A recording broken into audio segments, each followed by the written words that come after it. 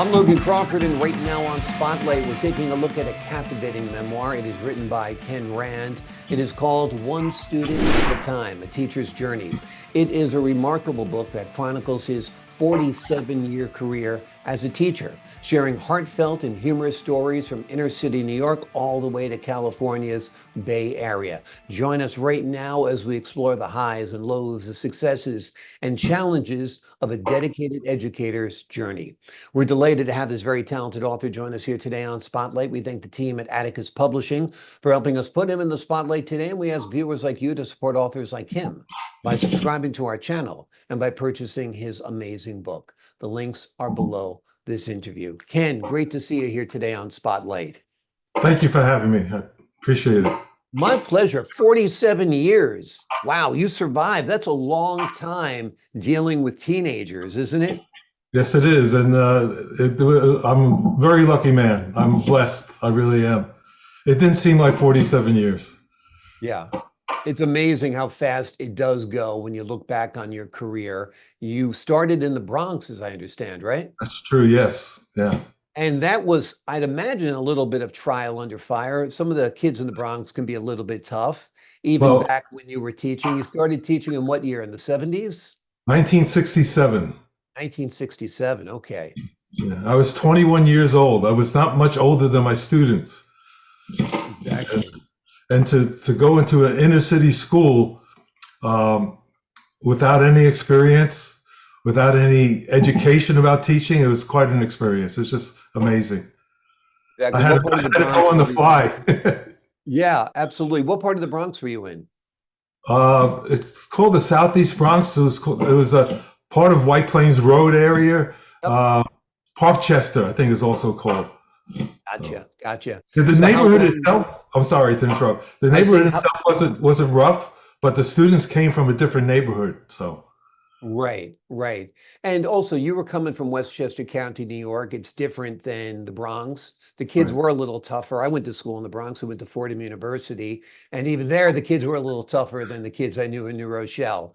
Um, any, as you look back on your 47-year career, it's always hard to nail it down to one moment, but is there a moment that really stands out to you that you elaborate on in the book? There are a couple of defining moments. One was when my first year of teaching, I was teaching two algebra classes. And I had been pretty successful with almost all my students. For some reason, I was able to achieve a rapport with them and so on. So I became a Mr. Nice Guy, Mr. Cool. I played basketball. But at the end of the year, we had, I don't know if you remember, in New York, we had the regents, the Yes. final exams. And it's a universal final exam. All the students took it at the same time. Mhm. Well, my two algebra classes, out of 70 students, 68 of them failed. Wow. So that was I mean, first I blamed my students because I said they didn't study, but then I realized that it was me, that I didn't know anything about teaching. I mean, I had a great rapport with the students again, but the mechanics of teaching and all the things you need to know, especially a rigorous course like algebra. And I don't remember the story, but I went home and there were like almost tears in my eyes because that was just as at the end of the year. I was looking forward to the summer, and my dad noticed something was wrong, and I told him, and he said, "Well, you got two choices: either you quit teaching or and find another job, or you learn how to teach." And my guess is that you're going to be a gifted teacher. So I made up my mind at that time that I was going to be the best teacher I could. That it's just that simple. I didn't want to experience that again. That is a defining moment. And funny, when you were telling the story that you were so well liked as an algebra professor or teacher, I was like, that's funny. I kind of hated my algebra teacher. So your personality was big, the kids liked you, but you weren't getting the message across apparently, but you shifted course, which I think is important, right? Right. And one of the things I got from that is that I did research.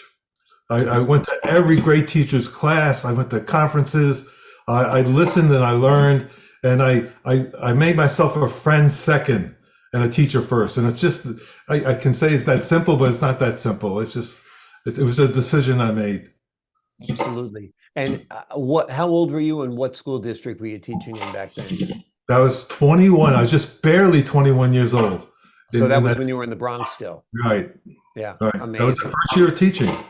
Yeah, amazing. That is a little slap in the face, a little wake up call, but you did wake up. So that's great. What was it like writing this book and going over those 5 decades of work? You know, it was easy in terms of getting the information out because I had all these stories to tell, and I would wake up at 5, 6 in the morning, and I would say, I got to write this down. I have to write this down because they just kept flowing into my brain, and you know, I mean, there's like 20, 30 stories there that I was trying to remember so I could accumulate a complete memoir, and it was the writing wasn't easy, but the stories were easy. So. Exactly. So do you remember the last class, the last time you put down the chalk and the Oh yes, eraser? Tell us about that. that was very emotional. Everyone knew that I was going to retire, and the president of the college came in with about 10 administrators with a big banner signed by as many people in the school as possible, Mm. and it was I choked up. I just it was a difficult moment. I knew it was the right time, but still leaving behind something that I loved so much and enjoyed so much and found easy to do.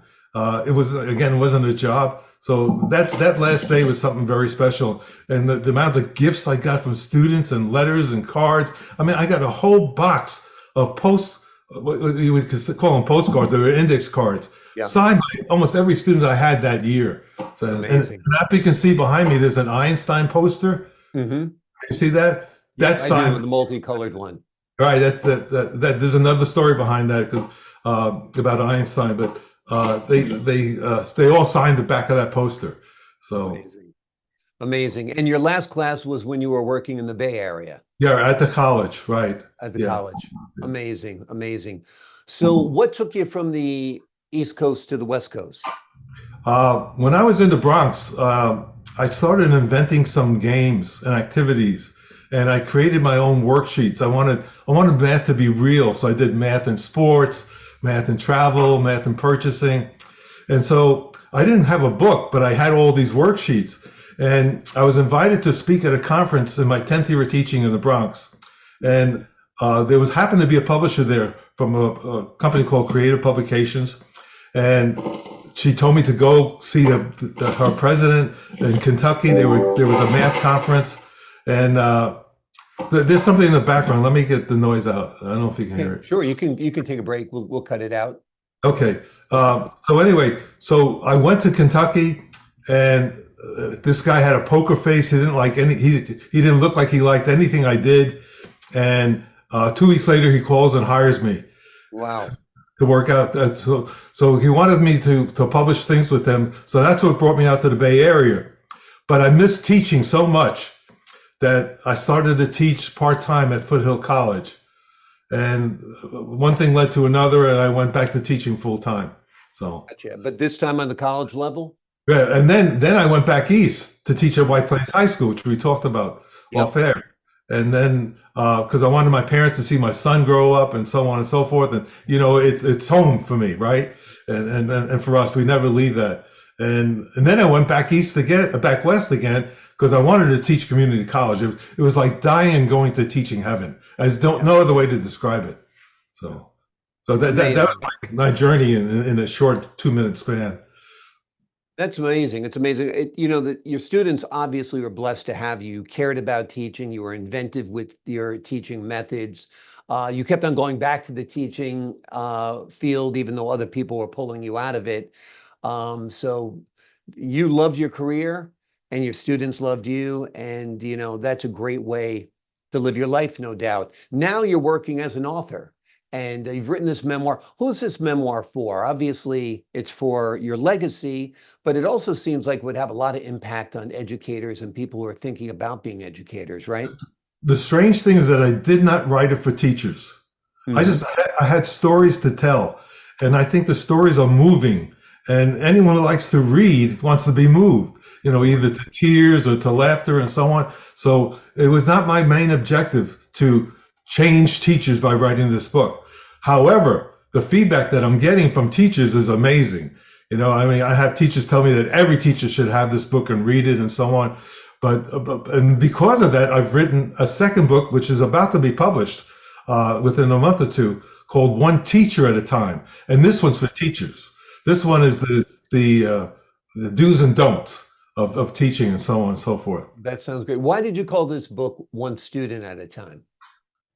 Early on, especially in the first year of teaching, it's overwhelming. You have so many things going on. I don't know how to teach. I have students who are absent, students who are late, students who are talking in class, students who are problems in this and other problems. So I'm thinking, how do I fix this? Like in any one class, I would have 4 or 5 students that had needed one-on-one.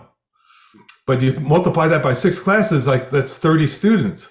So I'm again, like what's going through my head is that's when I came up with, like, I had to do one student at a time. I just have to, call home, speak to them, talk to them after class, do whatever I needed to do. And that's how I got the title of the book. Wonderful, wonderful. It's a great approach to teaching also, for sure. You've got another book you and I briefly discussed. It sounds like it's going to be wonderful. It's basically about how life used to be. Tell us a little bit about that. Yeah, I wanted to leave a memoir for my sons, so they would know all the stories that when I was brought up and so on and so forth. So I started to write a book called A Time Like No Other. And I was actually on a bus going up to a casino, and there was old music playing from the 60s and 50s, and it brought me back, like it would bring anyone back. Right. And I'm thinking, wow, what a time I lived in. It was so special. People didn't lock their cars, they didn't lock their homes, their houses. The drugs were not prevalent. We never even heard of them. The TV came into the spotlight. Movie stars and singers like Elvis Presley. It was like Willie Mays and Joe DiMaggio. I mean, there's so many things, and I experienced stories then, some incredible stories, how I met Willie Mays and met Joe DiMaggio, and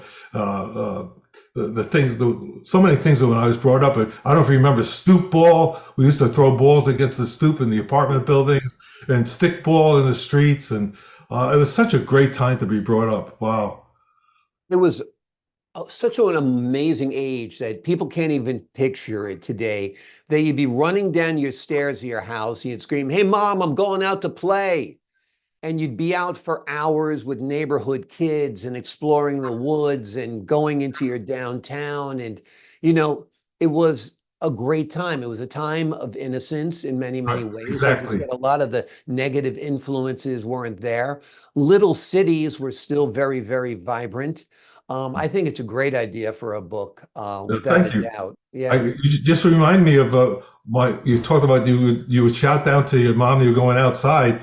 My mom would leave me in a carriage in the front, right outside the front steps, and I'd be there all day long. Yeah. And people would come and steal me away. They would come up and tickle me and cuddle me and stuff like that. Exactly. You know what? I think if you left a kid in a carriage, that kid would still be okay today.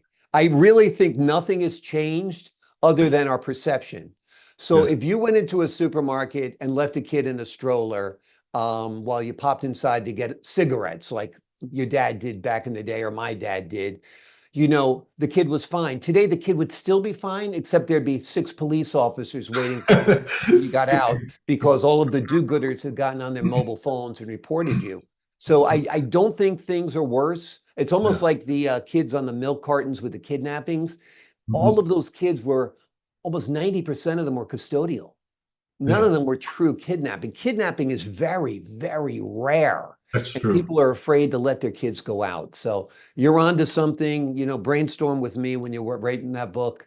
I'll give you my 2 cents. Or I appreciate it. I'll use you as a resource. Yeah. Oh, awesome. Well, Ken Rand has written a remarkable book. It is called One Student at a Time, A Teacher's Journey. It chronicles his half century of teaching, and he shares heartfelt and humorous stories stretching from the Bronx on the East Coast to the Bay Area on the West Coast. You'll find heart, you'll find humor, you'll find compassion, you'll find expertise, great stories, entertaining stories, whether you're a teacher or just a layperson like myself, as they say in school. Ken, thanks so much for joining us here today on Spotlight. Thank you for having me. I appreciate it. I appreciate it as well. To the folks at home, I'm Logan Crawford, thanking you for your time this time. Until next time on Spotlight.